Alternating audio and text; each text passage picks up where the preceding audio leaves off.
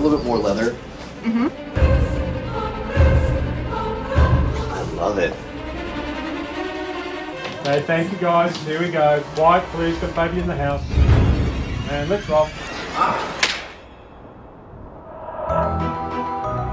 To me, what's really interesting about the Krampus folklore is that it predates Christmas itself. Some people think that he actually just sort of originated in the 17th century as an antidote to Santa Claus and the Christmas cheer, but the more interesting theory is that he goes back to pagan history. So there's theories that Santa Claus was purposely created as an antidote to Krampus. And I just found it really appealing because it made Christmas more enjoyable to know that there was this dark, mischievous side to the holiday that we Americans didn't have yet, but that was sort of lurking in the shadows, waiting to be rediscovered. And here we go. 3, 2, 1, action! The way Michael explained it to me when I sat down with him was he wanted to make a movie that harkened back to the movies that we grew up with, like Poltergeist and Gremlins and The Dark Crystal, and these movies where there's a real mix of horror and comedy. But also it has a real sense of danger and stakes to it. Give me back my family! Michael, coming from a background as an animator and an artist, was incredibly helpful, especially when you're talking about harkening back to the tone and style of movies like Gremlins. You're just so awesome. I'm a child of the 80s, so I grew up watching American Werewolf in London, Gremlins, Nightmare on Elm Street. If you watch a lot of those films, there's a really dark, fun sense of humor to them. I knew we should have gone to my brother's. Michael has a dark sense of humor. It's evident in the script. I like all types of humor. It's certainly less broad than a lot of things I've been involved in. What makes Krampus funny is just how grotesque and how horrifying it is. I've never seen a Christmas film that had things that were going bump in the night. And Krampus is certainly a thing that goes bump in the night. Linda, what are we dealing with? What'd you see up there? You don't want to know, sweetheart. I just got my ass kicked by a bunch of Christmas cookies. I think I can take it. I was just inspired by all the films that I loved. And it was great because all of the actors were raised on the same movies that I was, and they were itching to help bring that back.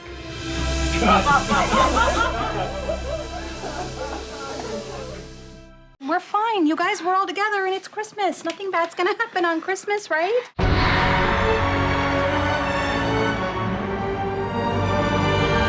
I just think it's really fun taking actors who you love and then just doing terrible things to them.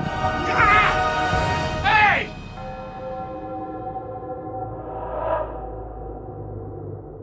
We wouldn't have been able to make this film without our amazing cast. Having that core of a family come together was incredibly important to all of us. Who wants creme brulee?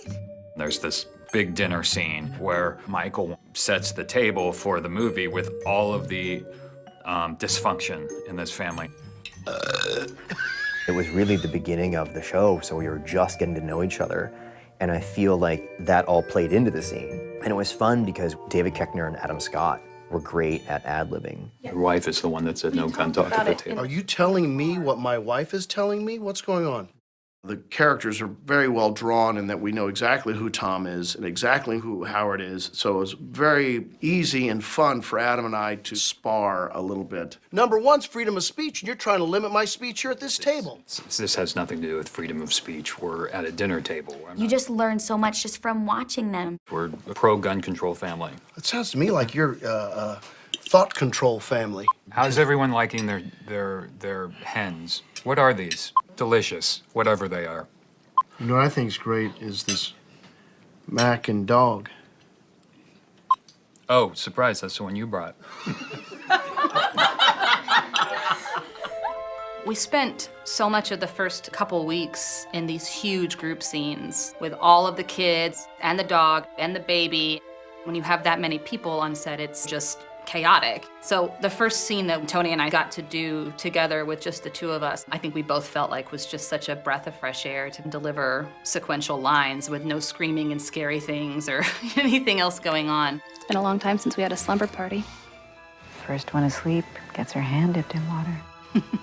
It was just a cool experience to be able to just even sit in the same room with Tony and just watch her act. We have got to keep looking, even if we pair up and take turns.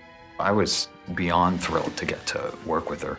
She really ups everybody's game. She's amazing. Can you do me a favor? You're getting stuff that's all right. Can you do Would me a mind favor? getting Shut him stuff up. that's good? It's really been a hoot. It really, really has been. Okay, I'm gonna file a grievance, I guess. Particularly David. He is outrageously funny, and you never quite know what he's going to say. Hey, What we're doing now is going to lunch. Well, now you know.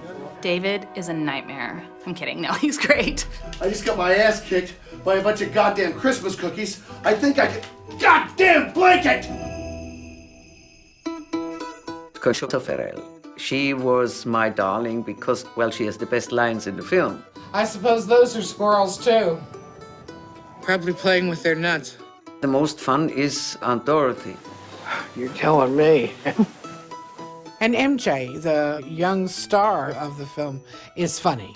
Every now and then you have to ask him to just leave the room for a little bit, but he's very funny.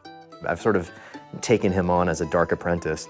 As a wrap gift, I gave him a remote control fart machine, bags and bags of rubber bugs, fake poop, fart spray, just all the things a kid of that age will need. But we had a good time pranking each other on set. My best prank was probably to Ollie. Ollie hid my scooter, so I wrapped everything on his desk. Ollie, did you find everything yet? No, I haven't found my laptop yet. You little... He's like Michael's little devil. It's like Christmas. Yeah. What am I getting? What am I getting? Oh, it's a charger. Come here! You hid my medicine as well? Yeah, cut. I'm gonna lose my shit. It's nice to have people around that make you laugh. And we genuinely, I think, enjoy each other's company. We all feel pretty lucky that we get along. You need that when you're working long days, you know, in snow trenches. It was a pleasure working with almost everyone. Choose for me, dear old Saint Nick. Mostly we're just like,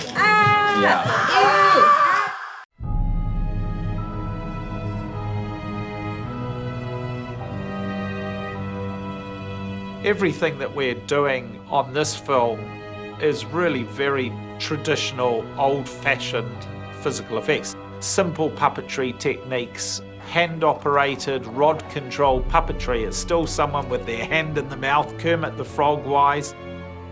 There is lots of costuming work, of course. People walking around on dog-leg stilts with arm extensions. We may be using things like animatronic RC work, radio-controlled eye mechanisms and mouth movement. We've 3D printed underskulls. We've used milling technology to create some of the components. But for the most part, it's still clay, plaster, rubber, foam latex. You know, this stuff goes back to some of the earliest films ever made, and it's great that 100 years later that we're still able to draw on those same wonderful techniques.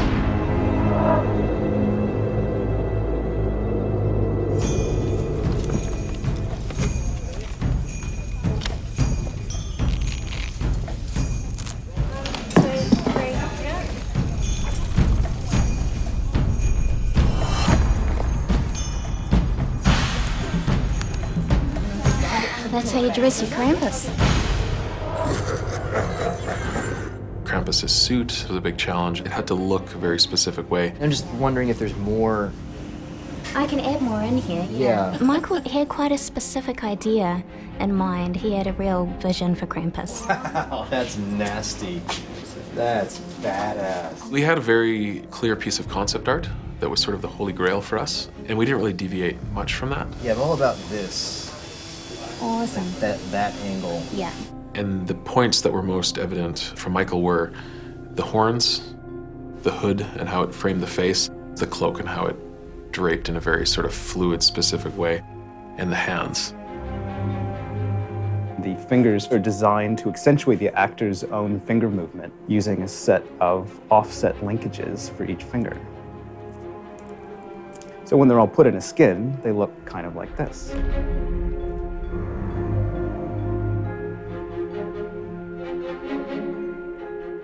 We had to tailor Krampus's suit to fit Luke Hawker, who plays Krampus, and make it comfortable for him, make it move properly, give him enough cooling so that he doesn't pass out in the thing, and make it durable as well too, because it has to do a lot. It has to stand up to day after day of shooting. He'll rise up and then it'll clomp.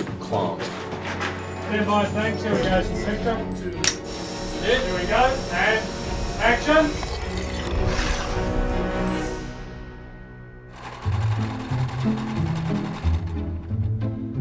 Krampus's robe is made up from around 30 metres of fabrics, mostly heavy velvets, all hand-dyed. Leather hides, chains, bells, padlocks, ropes, everything we could find. Krampus's hood, it's a bit of a nasty take on Santa. So he has beautiful red robes and the fur-trimmed hood, hiding his terrifying face on the inside. So this is a silicone face. It's sculpted by our technicians at Wood Workshop. Each individual hair has been hand punched in. His beautiful character.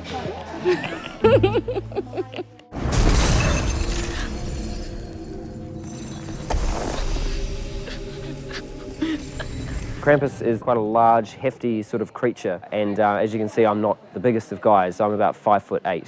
So in order to play Krampus, I need to have certain extremities, like I've got finger extensions so that my hand's really long, but also to get me to the right height and get the right sort of form for Krampus. I've got some leg extensions here, which we call digi-legs or weta legs, and these are basically a set of braces where my leg will go inside to get me to the right height, and you can see here are the hooves. I can walk quite well in them. Here we have Krampus's face. If you look in here, you can see there's like these demon eyes, and also if you look back in there, there's a separate little mouth.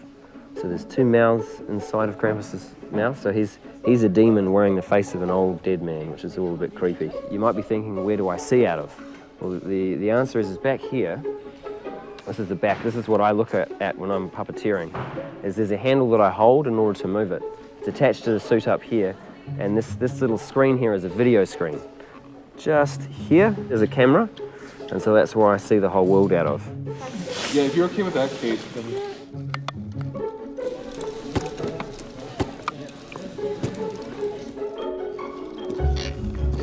It's kind of like playing a video game with your whole body. You've got a bit of sensory deprivation when you first get in it because you come from outside. When I first got in it was kind of a bit weird, and now I'm used to it. Hi!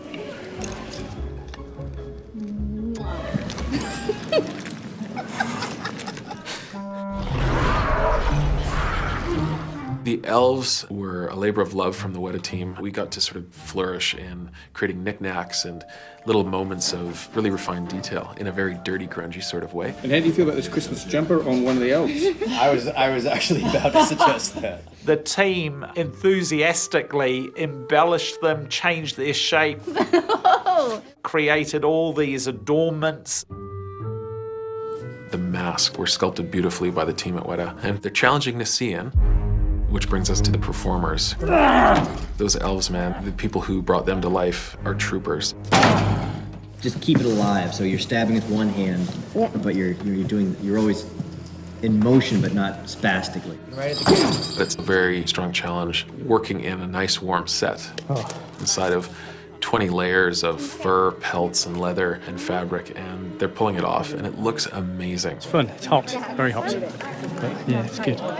And the final manifestation of those characters, they are really, really creepy. Hey, Rocky! And let's roll. Rolling! Here we go. Stand by and action!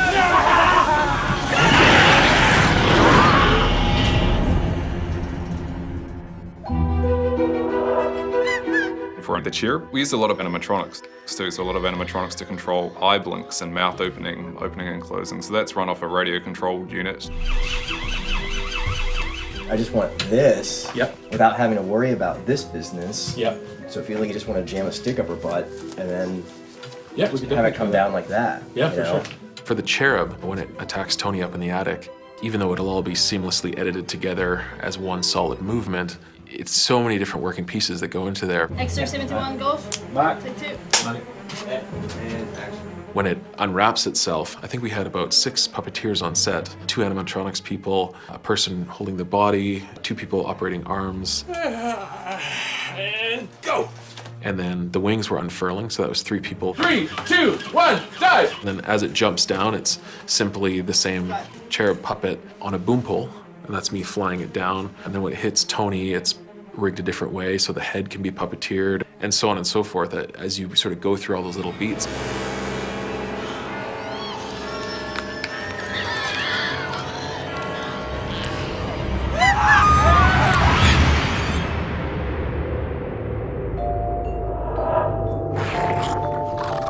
My most formidable foe is this teddy bear that I get to have sort of an epic battle with. Weta did an amazing job with him. He has a sort of whole personality and character to himself, and lots of teeth. The more it looks like this mouth would give you disease if it bit into you. Yeah, totally. I don't want to talk about the teddy bear.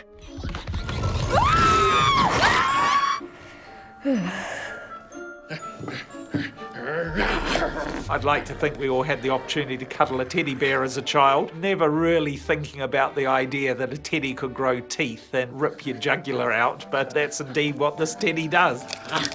He's got so much life and so much classic puppet quality to him that I think everybody really loves, and he's instantly sort of in a ferocious way adorable. So whether it's Allison doing it herself or it's another puppeteer working just out of frame. Yeah, because it could even be me, just like this, right? Right, and the camera's just here. He's simple. He doesn't have any animatronics in him. It's all just hand puppeteered and rod puppeteered. Yeah, Teddy, he's a cool guy. One of the other more challenging characters was the Jack-in-the-Box / clown. Imagine a fire hose just sort of going. Bit crazy? Oh yeah, yeah. We had a performer at the front, Brett Beatty, somebody in the middle doing the throbbing, specifically from Michael, extra throbbing. I sort of sit curled up in a ball, and when action is said, I twist my body slightly and rub the fabric and sort of gyrate it. Oh, what did he say he Only wanted? once. More throbbing. Body throbbing? Body throbbing, please. Can we have a bit more body throb, That was please? me, so I'm on body throbbing. And then a performer in the tail giving that beautiful sort of cat tail quality. I have to kind of bring my whole body up. So I end up doing one big crunch, and for a wee while there we were kind of rehearsing the scene and there was no cut, and it was just kind of cycling through again, and I felt like I was kind of doing a crunch for almost 5 to 10 minutes. It was pretty intense. The tail motion should sort of match him, and then as he turns, the tail can start to move. Okay, I'm good. I'm in. All right, coming in. I'm ready. God! Love my job. And we also had 2 animatronics people puppeteering the crank on the back of the box and then the face, which is ever changing. It's a very crazy, challenging character because it has to do a lot of stuff. Let's roll. Sounds speed. Here we go, and action. You know, we had a whole day basically where we spent the morning looking at the Jack-in-the-Box clown and screaming.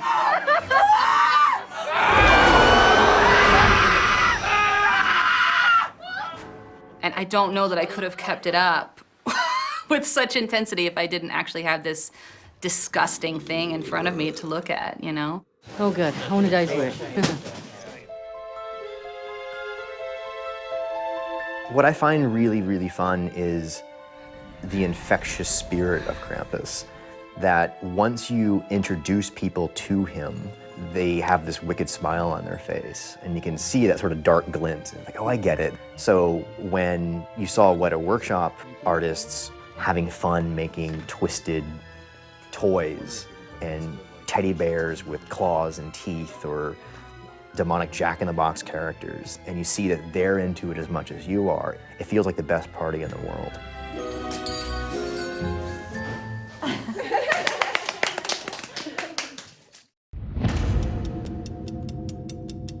Oh, the fun days are always the stunt days.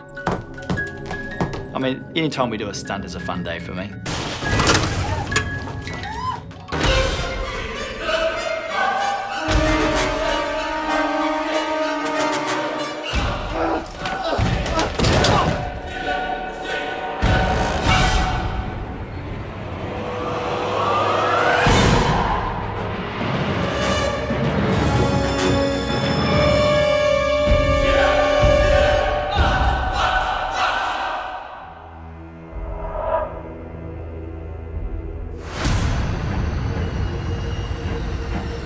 Ah, yes, the dark hours.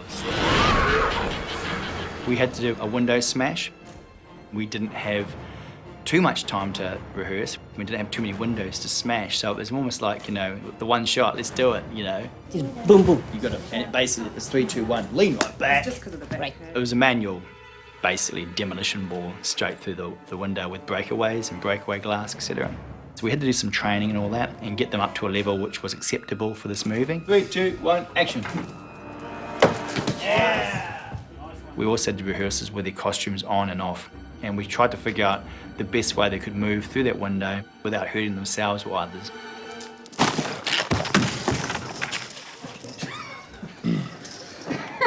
So what can we do to solve that? We make sure that the actors are safe as well, because you don't want anyone to get a spear through an eye and all that sort of hoo-ha. It's basically gonna be super, super safe.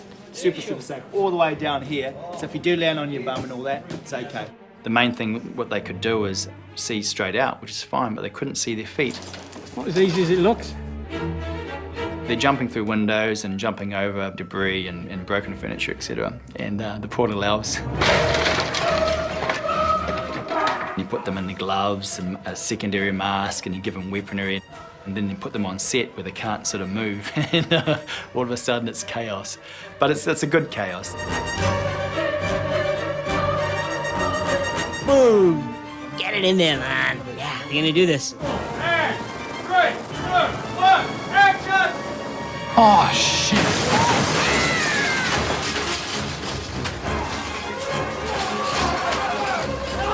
Some of the boys have really stepped up, so no, it worked out well. It looked real, which it was.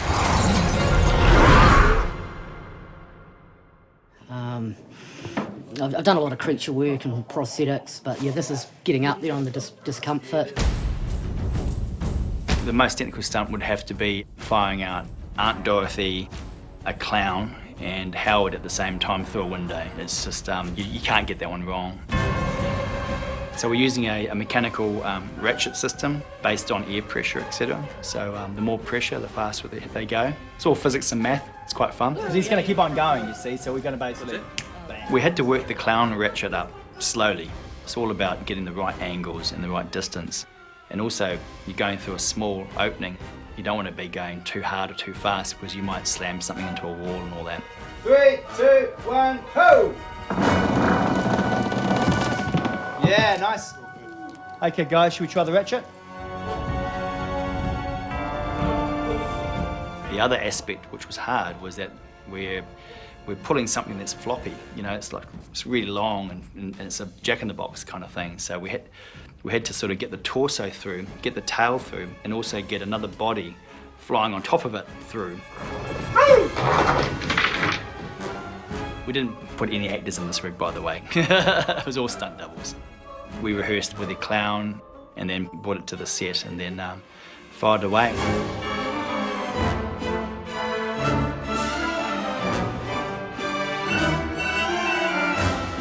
Getting catapulted out the window and about 20 feet outside. Rehearsed it, it's all gone to plan, so yeah, today's the big day.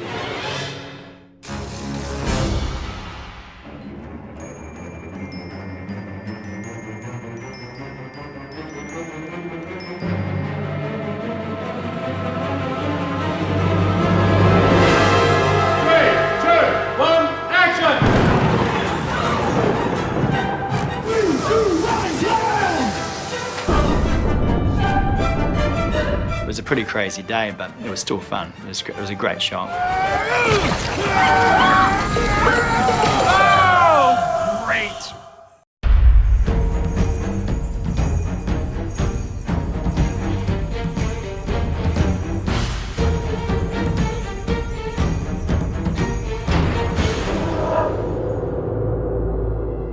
There was a particular look that I wanted to get when it came to this neighborhood after Krampus had invaded, that it was besieged by a blizzard. So it's heavy fog, atmosphere, and snow up to your thighs.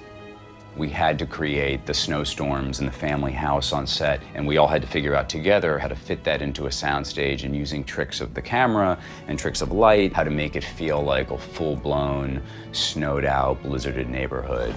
Global warming my ass. Must be -20 out here. A lot of challenges involved with the snowy streets. So many configurations, and all of those are reconfigurations of the same set. We start off with a snow-plowed street.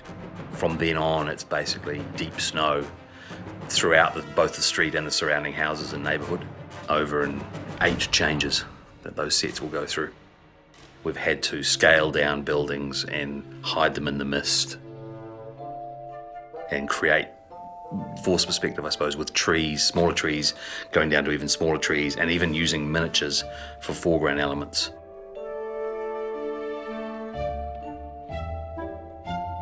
We actually digitally printed photographs of houses and stuck them onto frames, and then covered those in snow. There's lots of different things we use for snow.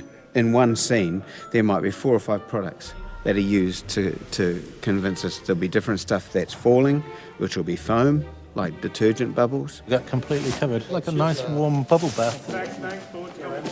The things we do to get the shot. This slot is for later on in the film, as the snow gets deeper. This is now the street, and we've got a trough here to allow the actors to walk through.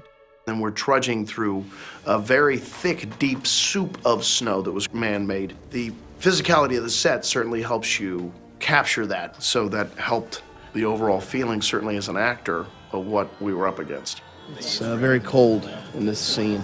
My character's estimating it to be -20, with a wind chill. Good luck to us all.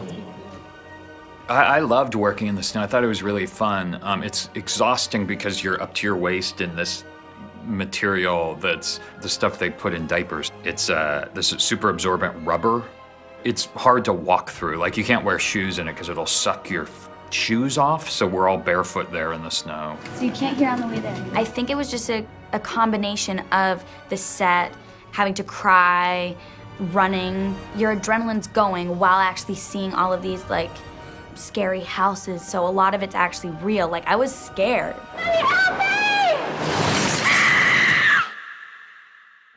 It's a big little movie. The stunt work, the wire work, green screen, fake snow, atmosphere, dogs, elves.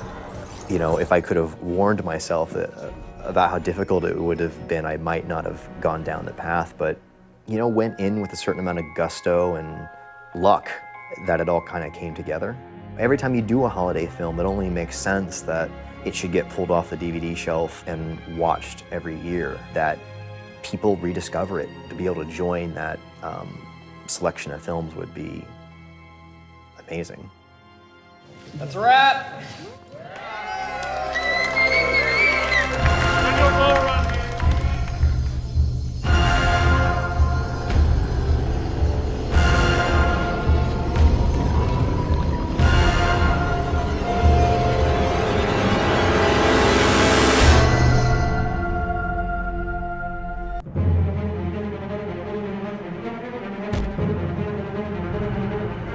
This is a classic 80s monster movie. This is fantastic stuff. This is what we live for. This is what gets us up in the morning. It's a real fresh perspective on the horror movie. This is unlike something most people have seen in a long time. Merry Christmas! Looks like Martha Stewart threw up in here.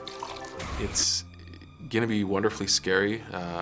You know, don't show your kids, but please show your kids. There's a young boy who still believes in Santa Claus, and he's ridiculed for it. I hate Christmas! I hate all of you!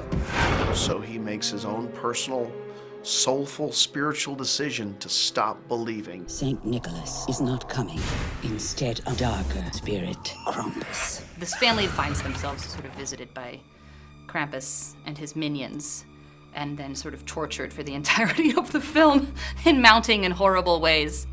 Michael wanted to make a movie that harkened back to the movies that we grew up with in the 80s, like Poltergeist and Gremlins and The Dark Crystal. The producer might have quite often wondered where Michael had disappeared to, and he was down back at the Weta workshop playing with the puppets, which is fantastic for us.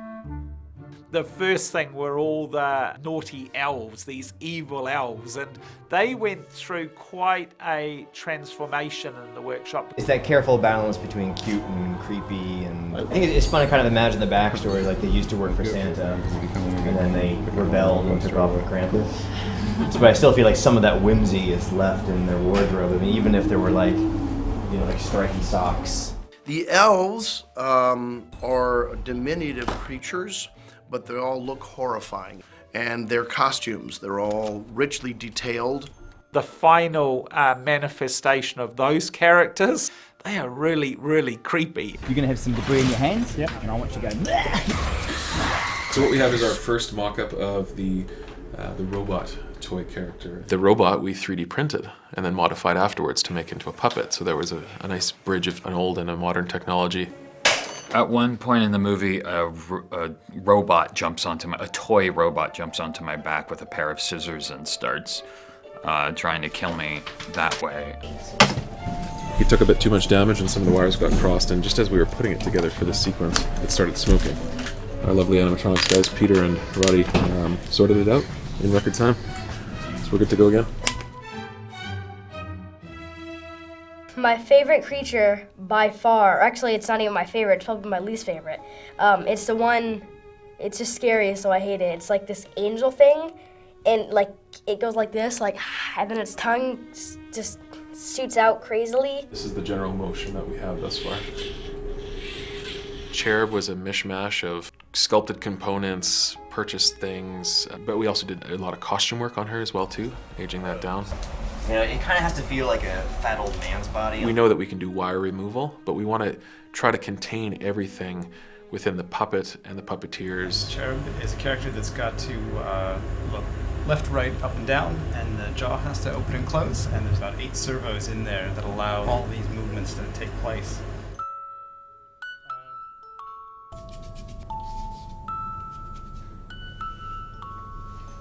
Having all the storyboards that we had from Michael and his team was amazing to work with, because he literally said, like, all I need to do is move from here to here, turn, and that's the shot. And we would tailor the puppets' physical abilities to those shots. Everybody got that? Yeah. So it's this quick, guys. And she's yours. For the cherub, when it attacks Tony up in the attic, when it unwraps itself, I think we had about 6 puppeteers on set, 2 animatronics people, a person holding the body, 2 people operating arms. As it jumps down, it's simply the same cherub puppet with motors on a boom pole. Action. And then when it hits Tony, it's rigged a different way so the head can be puppeteered. Hats off to Tony for, you know, putting up with hour after hour of a little cherub doll, you know, bouncing up in her face. The amount of slime and feathers that ended up in her mouth take after take was a bit much. I got bitten by a creature. We've lost people. There's been crew members that were here the first day, are not here. We heard screams and shrieks. So I don't know if that's part of the movie, or things are happening and they're just not letting us know. My favorite character is definitely Teddy, and it's not because I basically puppeteer him. He's got so much life and so much classic puppet quality to him. He's instantly, sort of in a ferocious way, adorable. Weta did an amazing job with him, and he has a sort of whole personality and character to himself, and lots of teeth.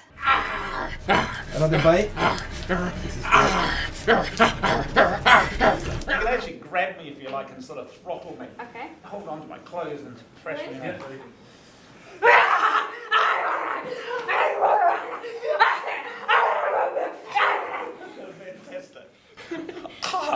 No, great. With a character like the clown, you're just look at the length of his body, really. You know, if it can fit a person inside it, then it's generally the best place to put someone, rather than trying to build a rig or something that could potentially fail. You're always going to get a lot more believable movement out of a person. Maybe a little less movement with the hands, so you just kind of imagine you're just swaying back and forth a bit. One in particular where we actually switched to foam latex just because it had a bit more stretch to it was the clown's mouth. And as that clown's mouth opens and screeches, we needed a lot of stretch out of that product. So you can imagine that character with a hat on his head and these legs kicking out like that. Do the mouth. Wait, dun dun dun dun. Oh.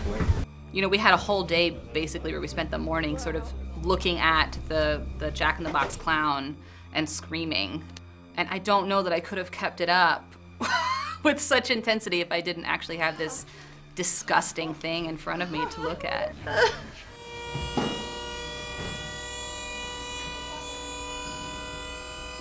Krampus. The way they've kind of imagined him for the movie is really wonderful. It's really beautiful in a way. Our Krampus is really kind of a nightmare vision. They've done this awesome job of creating this creature that's really kind of terrifying. You know, you're just showing the audience enough to get a sense of that character and how frightening they are, but not give away the magic. This is Krampus's sack, the sack that he carries to put children in. Michael came down with a massive stack of pictures and reference material for us, but also again had a 3D model already underway for you know, I guess the first round look at what Krampus was. He started quite streamlined and he became fuller and more drapey and just more. All the seams have been sanded away to make him look old. He's going to have lots of chains and bells. It's a giant, scary, dirty, filthy patchwork robe. Right now, these are just going to be used for like close-ups, whereas he has to have a lot of dexterity in his fingers. I am working on Krampuses Hooves. There'll be two versions made. One will go on the stilts that the actor will wear, and another version will be like a handheld, articulated version. These allow us to get the knuckle movement in the foot like that.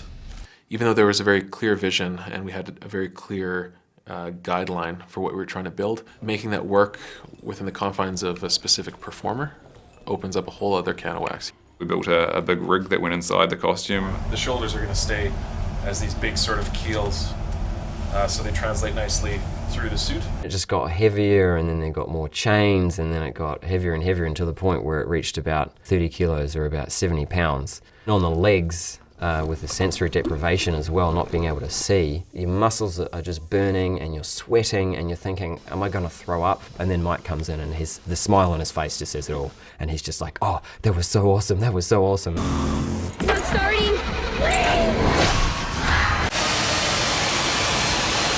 was lots of fun because we got constant feedback from Michael, who was visiting all the time, which was amazing. I think it's his favorite place to go now. It was just really delightful to work with someone so fresh and enthusiastic about bringing physical effects to the screen. Yeah, it was an amazing, furious, fast build, but we're super, super happy with the results of it. Getting to see all this amazing physical, hand-built stuff on film is so inspiring, and I think it's going to make people glow and light up when they see this on film.